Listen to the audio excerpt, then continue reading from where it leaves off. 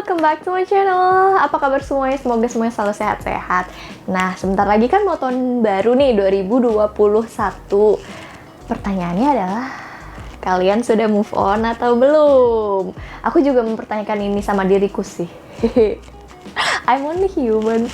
Nah, jadi kan kita pengen ya, tahun baru itu istilahnya kayak membuka lembaran baru gitu, nggak terjebak di masa lalu. Jadi hari ini aku akan kasih tipsnya ke kalian gimana sih caranya biar kita bisa segera move on, bisa lebih damai sama diri kita sendiri.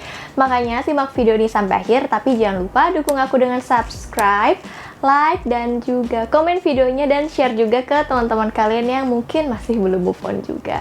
Oke, kita langsung masuk aja ke pembahasannya. Oke, kalau menurut penelitian dibutuhkan setidaknya 3-6 bulan minimal untuk seseorang itu bisa move on. Tapi balik lagi, setiap orang itu beda-beda, jadi jangan terfokus sama waktunya. Nah, terus gimana sih caranya Kak biar bisa move on? Cara yang pertama adalah mulai belajar untuk merasakan emosi yang lagi kalian rasakan gitu. Jadi misalnya, pasti ya kalau kita habis putus dari suatu hubungan itu emosinya kayak campur-campur, kesel iya, sedih iya, marah iya, takut iya. Jadi kayak pengen nangis, pengen marah, jadi bingung gitu mau gimana. Gak apa-apa, itu wajar dialami oleh seseorang yang baru putus cinta. Yang bisa kita lakukan adalah mulai untuk belajar nih, oh aku lagi sedih, sepertinya aku butuh menangis, ya nggak apa-apa, nangis aja.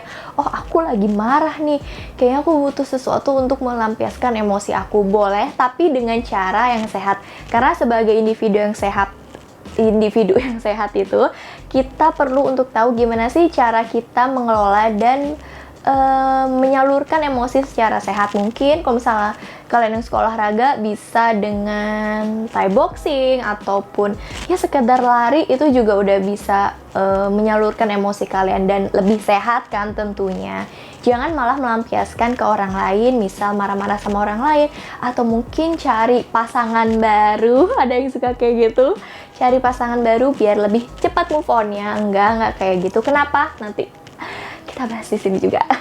Karena dengan kita belajar dan memahami apa sih emosi yang lagi kita rasain, itu bisa membantu kita untuk healing dan lebih mudah menerima dan juga move on dong ya nantinya. Kalau misalnya kita menolak kayak nggak boleh sedih, nggak boleh marah, jangan sedih, jangan marah.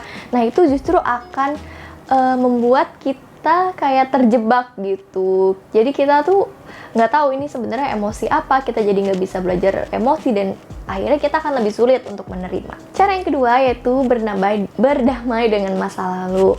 Kan katanya hidup itu perjalanan. Aku percaya sih kayak rasa senang, rasa sedih, peristiwa yang menyenangkan, menyedihkan, itu semua bagian dari perjalanan hidup kita yang bisa mendewasakan kita.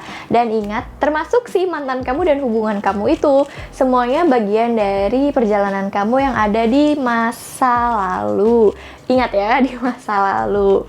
Lagi pula, dengan berakhirnya hubungan juga bukan berarti kehidupan kita atau dunia ini akan runtuh kan.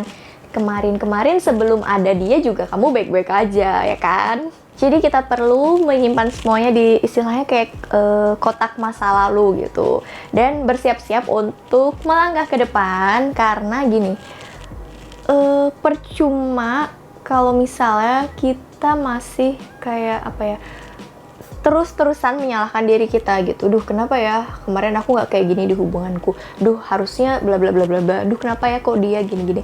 Ya nggak usah menyalahkan dirimu, nggak usah menyalahkan siapapun gitu. Kita belajar untuk memaafkan, tujuannya bukan tentang siapa yang salah atau siapa yang menang, tapi untuk berdamai sama diri kita sendiri nih. Poin pentingnya kan itu ya, kita bisa damai sama diri kita sendiri. Nah, kalau kalian mau tahu gimana cara untuk memaafkan diri sendiri, lebih lengkapnya kalian bisa cek videoku, aku pernah bahas tentang memaafkan diri sendiri, nanti aku kasih cardnya di atas. Cara yang ketiga, take your time, jangan terburu-buru. Karena berhasil move on itu, indikator berhasil move on itu bukan dari sudah punya pasangan baru atau belum. Karena banyak yang suka mikir dan melakukan, ya aku udah punya pacar baru, udah punya pasangan baru, ya aku udah move on. Atau mungkin biar dilihat move on oleh orang lain, termasuk oleh mantan kita.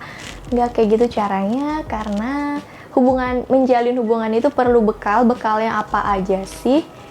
Kalian bisa lihat videoku, aku sudah pernah bahas juga dengan lebih lengkapnya. Ibaratnya kalau misalnya kita mau pergi ke suatu tempat, kalau kita nggak punya petanya, nggak punya bekal apa-apa, kita mungkin nggak akan sampai di tujuan, atau mungkin sampai sih tapi lama dan membingungkan. Nah, nggak mau kan? Makanya kenapa sih nggak perlu terburu-buru untuk cari pasangan baru, atau sekedar mikir kayaknya aku harus cepet-cepet punya pasangan baru, punya pacar baru deh. Nggak, nikmatin dulu waktu yang kamu miliki sekarang. Kalian bisa evaluasi lagi tentang hubungan yang kemarin, biar kedepannya hubungan yang kalian punya tuh mungkin bisa dapat pelajaran dari hubungan yang kemarin. Lalu yang keempat, mulai untuk mungkin membatasi diri gitu ya dari si mantan kamu ini. Ada yang suka nanya, kalau misalnya kita ngeblok pasangan itu boleh, ngeblok mantan itu boleh atau enggak sih? Balik lagi gitu, kalau dengan ngeblok itu membuat kamu mungkin merasa lebih nyaman, lebih aman, karena ada ya kadang mantan-mantan yang justru ngeganggu kita, ngubungin kita terus, atau mungkin dengan ngelihat dia muncul di sosmed atau di WA, bikin kamu keinget-inget terus, bikin kamu sulit untuk move on, bikin kamu sedih. Nah, itu nggak apa-apa banget loh untuk mulai dibatasi, atau mungkin di mute atau di blok, itu nggak masalah. Ngeblok itu bukan berarti kamu nggak dewasa, karena tiap orang punya caranya sendiri-sendiri dan punya kapasitasnya masing-masing. Lakukanlah apa yang menurut kamu membuat dirimu nyaman dan tenang gitu. Terus emangnya kita nggak boleh temenan sama mantan? Nah, aku juga pernah bahas ini. Banyak ya sebenarnya yang udah aku bahas. Aku juga pernah bahas ini tentang temenan sama mantan. Kalian bisa langsung klik cardnya di atas. Yang terakhir, mulai untuk mencintai dirimu sendiri. Cari tahu apa yang bikin kamu senang, apa yang bikin kamu bahagia. Gali lagi kemampuan kamu. Terus cari tahu juga hubungan seperti apa sih yang kamu inginkan, pasangan seperti apa sih yang kamu inginkan. Nah, kalian bisa mulai kenalan lagi sama diri kalian. Pokoknya lakuin hal-hal yang bikin kamu bahagia, terus mungkin cari lingkungan baru, teman-teman baru, yang mungkin bisa setidaknya membantu mengalihkan pikiran kamu gitu. Mengalihkan itu bukan berarti menolak untuk mengingat gitu. Kita nggak bisa, istilahnya, kita nggak bisa untuk mencoba melupakan 100% gitu. Yang penting mungkin ketika tiba-tiba ingat, bisa mulai ditanamkan sama pikiran sendiri gitu, bikin mindset, oke deh, cuma masa lalu aku layak punya hubungan yang bahagia dan hubungan yang sehat. Nah, itu bisa kalian coba tanamkan di pikiran kalian. Mungkin emang kalau cuma dengerin dan ya teorinya gampang gitu, tapi ngelakuinnya memang mungkin tidak mudah, tapi nggak apa-apa, semangat. Yang penting kita berproses gitu loh. Kalau bukan kita yang memaksa diri kita untuk maju, untuk melangkah ke depan, ya nggak mungkin mantan kita kan yang ada kita terseret lagi ke belakang. Jangan fokus sama waktunya, nikmatin aja prosesnya dan perjalanannya. Ingat kalau kalian itu layak punya hubungan yang sehat, bahagia, dan layak untuk dicintai. Terima kasih sudah nonton videonya. Kalau menurut kalian bermanfaat, ya semoga bermanfaat ya. Jangan lupa di-share ke teman-teman kalian. Selamat menyambut tahun baru 2021 dengan penuh cinta. Dadah, see you on my next video.